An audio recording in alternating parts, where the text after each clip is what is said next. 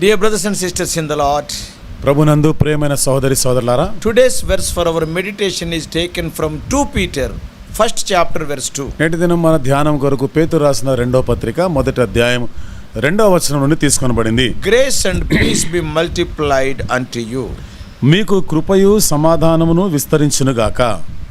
This verse for our meditation today is generally termed as the apostolic benediction. నేటి దినం మన ధ్యానము కొరకైనటువంటి ఈ మాటలు అపోస్తలుల యొక్క ఆశీర్వచనముగా చెప్పబడింది. We all know about Apostle Peter who penned this verse. మరి మనందరికీ తెలుసు అపోస్తలుడు పేతురు, అంటే ఈ మాట రాసిన పేతురు గురించి మనకు తెలుసు. Peter's life can be broadly divided into 3 parts. పేతురు యొక్క జీవితాన్ని మన స్థూలంగా 3 భాగాలుగా మనం విభజించి చూడొచ్చు. Firstly, మొదటిది Peter in the Gospels.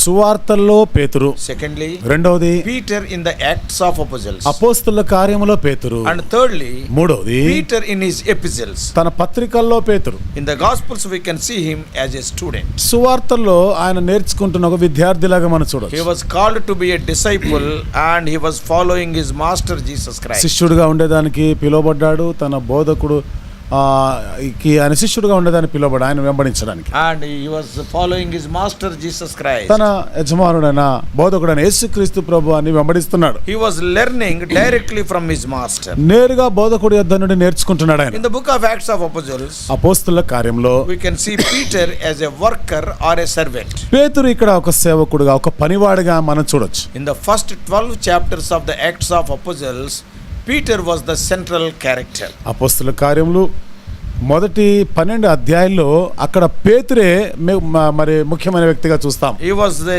chosen servant, serving the master faithfully under the guidance of the Holy Spirit. ఏర్పరచబడిన సేవకుడుగా నమ్మకంగా పరిశుద్ధాత్మ నడిపింపులో తన బోధకుడికి ఆయన సేవ చేస్తున్నాడు. God used him mightily for the outpouring of the Holy Spirit on the Jews and also on the Gentiles. మరి యూదులు అన్యజనుల పైన కూడా దేవుని ఆత్మ కుమ్మరించబడులాగిన దేవుడు అతన్ని వాడుకున్నాడు. God used him to share the word of God on the day of Pentecost. Pentecost దినాన దేవుని వాక్యమును అక్కడ పంచుకోవడానికి దేవుడు వాడుకున్నాడు. The day of Pentecost is the birthday of the church. Pentecost దినం అనేది సంఘము ఉద్భవించిన దినం. And thirdly, మూడవది, in his epistles we can see Peter as a teacher. పత్రికల్లో పేతురు ఒక బోధకుడుగా మనం చూస్తున్నాం. What all he learned during his ministry, తన సేవా పరిచర్య కాలంలో నేర్చుకున్నవన్నీ కూడా, all the experiences and all the lessons he learned in his life, తన he wrote about them for the benefit of Christendom worldwide. తన అనుభవాలు తన జీవితంలో నేర్చుకున్నవన్నీ కూడా ప్రపంచవ్యాప్తంగా క్రైస్తవులకు వాటిని బోధించాడు. If we analyze his life further, ఇప్పుడు ఇంకా మనం ముందుకు తన జీవితాన్ని మనం ఇంకా విశ్లేషించి చూస్తే, we always see him as an overconfident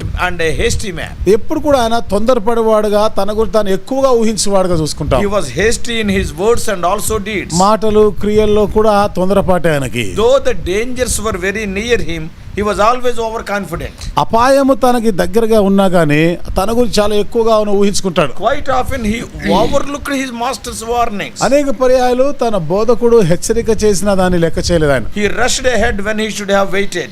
ఆయన వేచి ఉండే, కనిపెట్టవలసిన సమయంలో ముందుకు దూసుకొని పోతాడు. He was sleeping when he is supposed to be praying. మెలకుగా ఉండి ప్రార్థన చేసేదానికి బదులుగా నిద్రపోతా ఉంటాడు. This happened in Gethsemane. ఇది గెత్సెమనే తోటలో జరిగింది. He talked when he should have listened.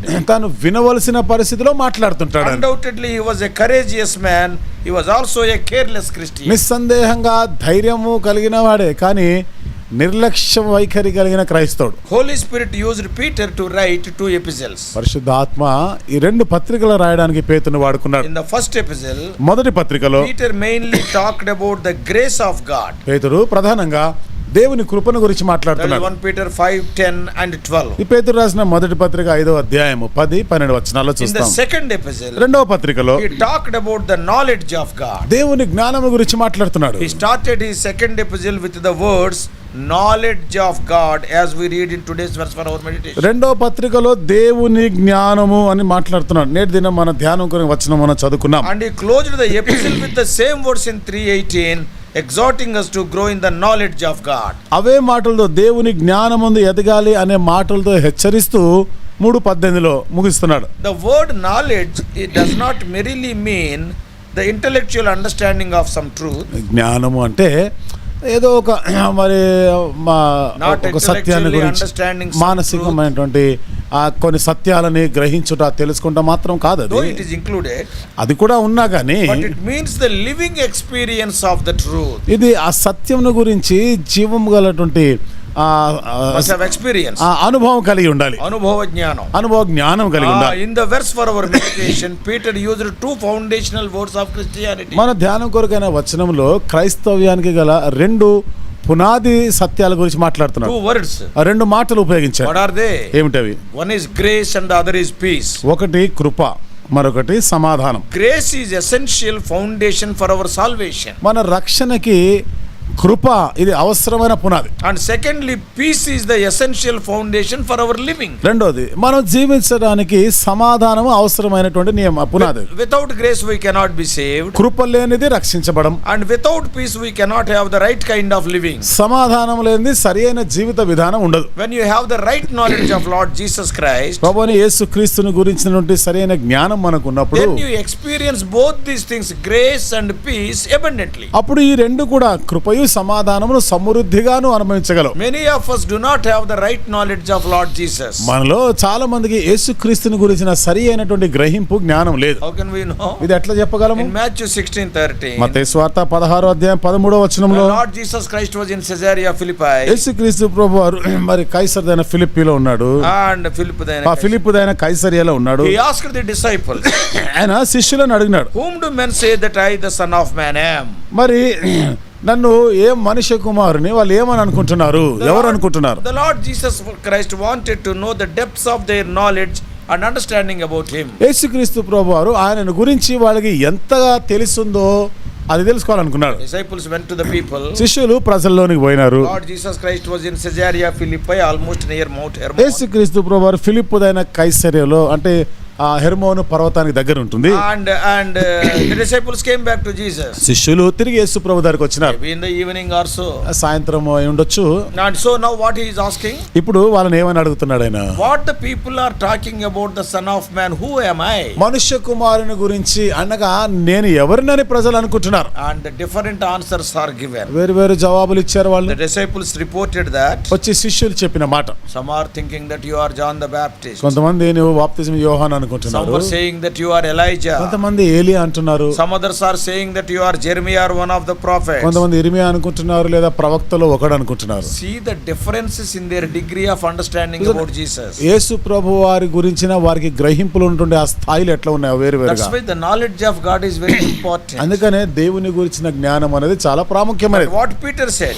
అయితే పేతురు ఏమని చెప్పినాడు? The revelation given by the Father to him. తండ్రి అతనికి ఇచ్చిన బయలుపరుపును బట్టి What Christ the Son of the living God. నీవు సజీవుడవైన దేవుని కుమారుడైన క్రీస్తు అంటాడు. Jesus Christ appreciated Peter. యేసుక్రీస్తు వారు పేతురుని అక్కడ మెచ్చుకుంటాడు. Dear brothers and sisters, ప్రియమైన సహోదరి సహోదరులారా, the right kind of knowledge and understanding of Jesus Christ is essential for our salvation, for our sanctification and for our glorification. మన రక్షణ కొరకు, పరిశుద్ధత కొరకు, మహిమపరచబడే దాని గురించి యేసుక్రీస్తుని గురించిన సరైనటువంటి జ్ఞానము కలిగి ఉండటం అవసరం. Today also, ఈ రోజు కూడా if you go into the world around us, మన చుట్టూ ఉన్న ఈ లోకాన్ని మీరు చూస్తే many are having different types of understanding about Jesus Christ. చాలా మందికి యేసుక్రీస్తుని గురించి వేరు వేరు రకాల గ్రహింపు ఉంది వాళ్ళకి. Oh, some are seeing him as the healer of their diseases. కొంతమంది వారి రోగాలు బాగు చేసేవాడిగా వాళ్ళు చూస్తున్నారు. Or some other people, he is like a miracle worker. కొంతమందికి అయితే ఆయన అద్భుత ఆశ్చర్యకాలు చేయవాడుగా Some చూస్తున్నారు. people see them as a good teacher. కొంతమంది ఒక మంచి బోధకుడుగా చూస్తున్నారు. Some people are telling that he will be driving out all the demons. కొంతమంది ఆయన దయ్యాలను వెలగొట్టేవాడుగా So చూస్తున్నారు. the preachers who are busily engaged in prosperity gospel are presenting Jesus as the free giver of worldly gifts and possessions. కాబట్టి ఆశీర్వాద అభివృద్ధి అని ప్రకటించేటువంటి ఈ సువార్తను ప్రకటించేవారు ఆయన యేసు ప్రభు వారు ఇలాంటివన్నీ మీకు ఇస్తాడు, ఉచితంగా ఇస్తాడని చెప్తా Oh, ఉన్నారు. he is the free giver of worldly gifts and possessions. లోక సంబంధమైనటువంటి ఈవులని, ఆస్తిపాస్తులని ఉచితంగా ఇస్తాడని ప్రకటిస్తున్నారు. These preachers speaks of materialistic progress. ఈ బోధకులు వస్తురూపకమైనటువంటి వృద్ధిని గురించే మాట్లాడుతున్నారు. Concentrate their preaching on the worldly advantages and perishable things to attract the crowds. వారి బోధల్ని ప్రజలను ఆకర్షించడానికి ఈ లోకంలో నశించిపోయే వాటి గురించి చెప్తున్నారు. Same is the case with the healing workers also. చూడండి, స్వస్థత కార్యాలు చేసే బోధకుల విషయంలో కూడా అదే. Much publicity is given about physical healing. భౌతిక సంబంధమైన స్వస్థత గురించి ఎక్కువ ప్రచారం జరుగుతా ఉంది. Though Lord Jesus Christ healed many people during his ministry, యేసుక్రీస్తు వారు తన సేవా పరిచర్య కాలంలో అనేక మందిని బాగు చేసినా గానీ, but he requested them not to tell about this to anybody. అయితే ఈ స్వస్థతను గురించి ఎవరితో కూడా చెప్పవద్దని మనం చేశాడు. Why so? ఎందుకట్లా If చెప్పినాడు? they go on publicizing about their healing, ఈ స్వస్థతను గురించే గాని వాళ్ళు ప్రచారాలు చేస్తే then there is a possibility of misplaced priorities. Why he came, they will misunderstand. అప్పుడు ఈ ప్రాధాన్యతలు మార్చేటువంటి అపాయం ఉంది. ఆయన ఏ ఉద్దేశంతో ఈ భూమి మీదకి వచ్చినాడో అనేటువంటి ఆ ప్రాధాన్యత మారిపోతుంది.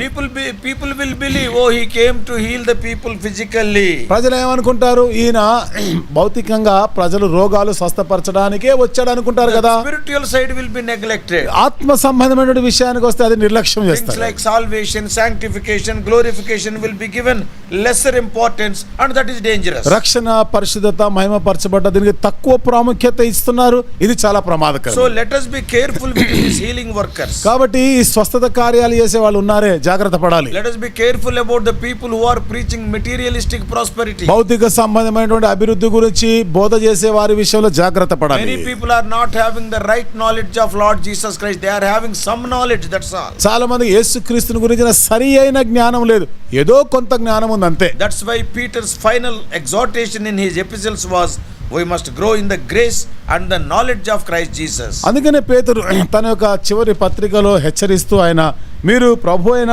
యేసుక్రీస్తు అనుగ్రహించి కృపయందును జ్ఞానమందును అభివృద్ధి పొందిన అంటాడు. If not, what will happen? లేదా ఏం జరుగుతుంది? We will be tossed to and fro in our faith. మన విశ్వాసంలో అటు ఇటు మనం కొట్టుకుంటా ఉంటాం.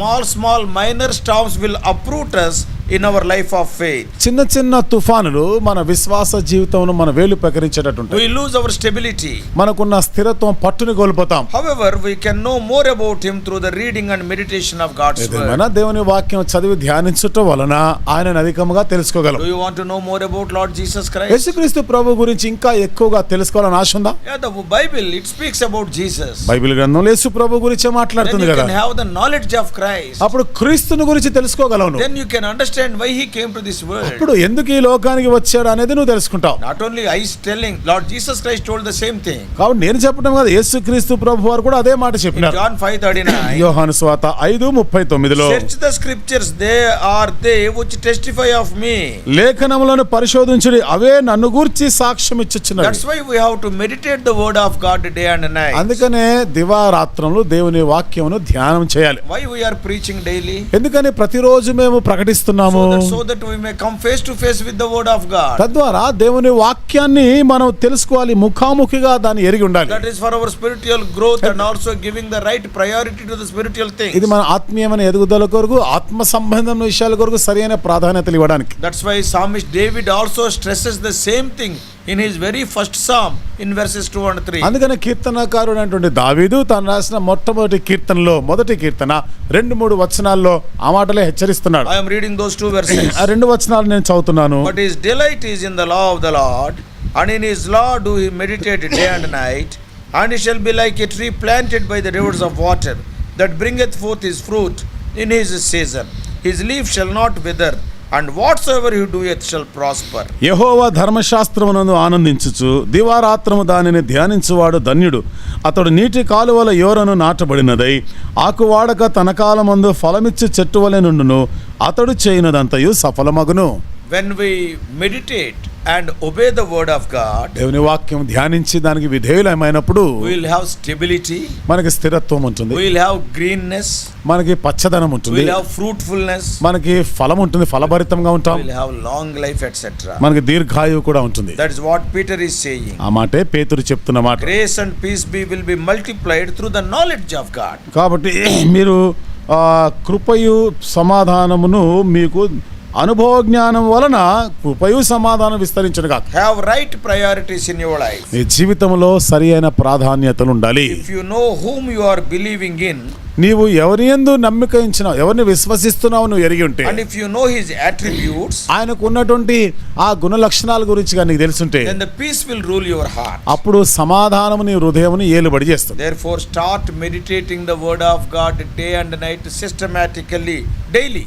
కాబట్టి దేవుని వాక్యం దివారాత్రమును ధ్యానించుట ఒక క్రమమైనటువంటి విధానంలో అనుదినము ధ్యానం చేయడం ఆరంభించాలి. Then you will grow in the knowledge of God. అప్పుడు దేవుని గురించినటువంటి ఆ జ్ఞానంలో ఎదుగుతా ఉంటాం. Then you can enjoy more grace and peace. అప్పుడు మరింత ఎక్కువైనటువంటి కృపయు సమాధానమును నువ్వు అనుభవించగలవు. May God help us to study the word of God, the Bible, on regular basis. కాబట్టి క్రమం తప్పకుండా దేవుని వాక్యం అటువంటి ఈ బైబిల్ గ్రంథాన్ని పఠించలాగిన దేవుడు సహాయం May చేయనుగా. God help us to obey the revealed truths of the word of God. దేవుని వాక్యంలో మనకు బయలుపరచబడిన సత్యాలకు విధేయత చూపులాగిన దేవుడు సహాయం చేయనుగా. We all need grace. మనందరికీ కృప అవసరం. We all need peace. మనందరికీ సమాధానం For అవసరం. salvation, for our sanctification, for everything, grace is needed. మన రక్షణ కొరకై పరిశుద్ధపరచబడడానికి ప్రతి దానికి కూడా దేవుని కృపే మనకు అవసరం. Everybody in this world needs peace. ఈ లోకంలో ప్రతి ఒక్కరికి సమాధానం కావాలి. It is only possible through the higher knowledge of our Savior. ఇది మన రక్షకుడి గురించి ఇంకా ఎక్కువగా మనం తెలుసుకుంటున్న బట్టే సాధ్యం. Take a decision. ఈ రోజు ఒక తీర్మానం చేసుకో. Yes, I will try to meditate, read the word of God, obey the word of God. దేవుని వాక్యాన్ని చదవడానికి ప్రయత్నిస్తాను, విధేయత చూపించడానికి ప్రయత్నిస్తాను, ధ్యానం చేయడానికి If ప్రయత్నిస్తాను. you do like that, ఆ విధంగా నువ్వు చేయగలిగితే not only grace and peace,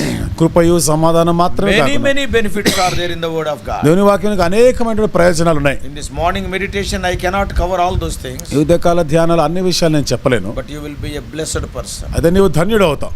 Blessed is the man, David writes in the very first psalm and the first verse. మొదటి కీర్తన మొదటి వచనంలోనే కీర్తనకారుడు దావీదు రాస్తున్నాడు, అలాంటి వాడు ధన్యుడు.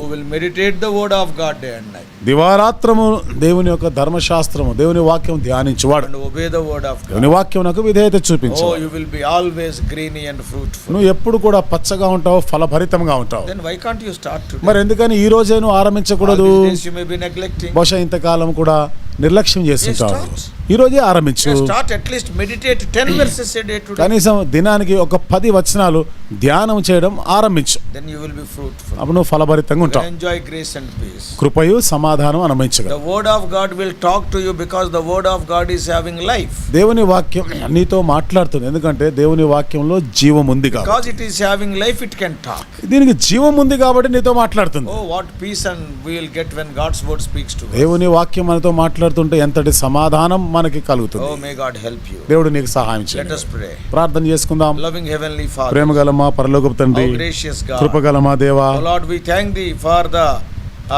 exhortation of Apostle Peter. అపోస్తలుడైన పేతురు యొక్క హెచ్చరికలు బట్టి వందనాలు చెల్లిస్తున్నాం. Through the knowledge of Lord Jesus Christ, our grace and peace will be multiplied. ప్రభువైన యేసుక్రీస్తుని గురించిన అనుభవ జ్ఞానం బట్టి మాకు కృపయు సమాధానం విస్తరిస్తుంది. Many times, oh Lord, in a hurried way, oh Lord, we will be reading the word of God. అనేక పర్యాలు తొందరగా కంగారుగా దేవుని వాక్యాన్ని మేము Oh, చదువుతుంటాం. we will be satisfied superficially. Oh, I have read the 1 chapter, 2 chapters. ఏవో పైకి సంతోషపడతాం, 2 అధ్యాయాలు చదివినా 3 అధ్యాయాలు చదివినా అనుకుంటాం. We have to meditate. అయితే ప్రభువా మేము ధ్యానం We have చేయవలసి, to obey. మేము దానికి విధేయత For చూపాలి. that, we have to allot time.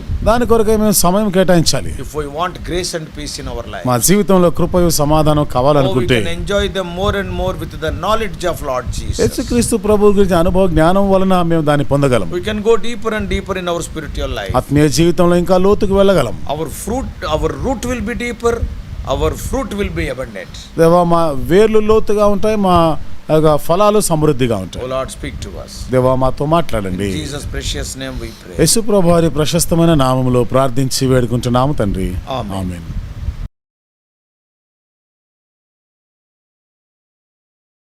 God bless you all.